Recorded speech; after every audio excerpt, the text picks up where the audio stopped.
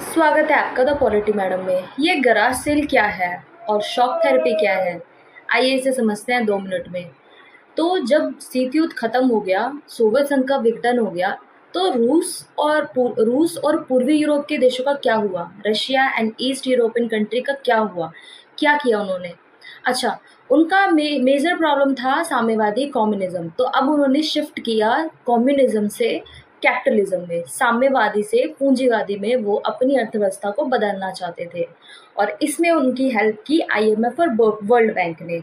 अब जब वो अपनी अर्थव्यवस्था को और अपनी इकॉनमी को जब चेंज कर रहे थे, ट्रांजिशन पीरियड था, तब उन्हें बहुत सारी दिक्कतों का सामना करना पड़ा।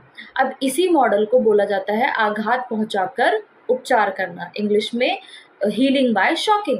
अच्छा, तो आईएमएफ और वर्ल्ड बैंक ने इनकी हेल्प की, ठीक है। इनको बोला कि प्राइवेटाइजेशन करना है अपने खेतों का, अपने कंपनियों का, अपने फार्मों का, ठीक है, अपनी पूरी इकॉनमी का। इनको अब सोशलिज्म और कम्युनिज्म से हटाकर इनको प्राइवेटाइजेशन करना है।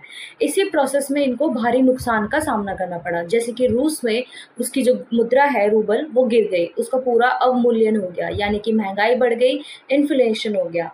अब महंगाई बढ़ने के बाद क्या होता है, लोग जो है प्रोटेस्ट करने लगे, रूस की मुद्रा गिर गई, रूस में महंगाई आ गई, रूस के 90% जो है उद्योग, उनको औने पौने दामों में ऐसे ही लोगों के बीच में लोगों को बांटना पड़ा, ठीक है, लोगों ने खरीद लिया औने पौने दामों में।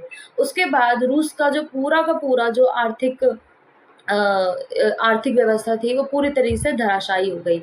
इसे ही बोला जाता है दुनिया की सबसे बड़ी गराज सेल। जब रूस का 90% उद्योग को प्राइवेट हाथों में बेचा गया, इसे ही गराज सेल बोला जाता है। और शॉक थेरेपी किसे बोला जाता है, जब रूस और पूर्वी यूरोप के देशों ने अपनी अर्थव्यवस्था को बदलाव किया, चेंज किया साम्यवादी से पूंजीवादी में, इसे ही शॉक थेरेपी बोला जाता है।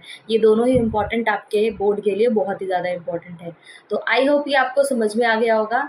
अगर कंटेंट अच्छा लग रहा है तो लाइक करें, शेयर करें और सब्सक्राइब करें।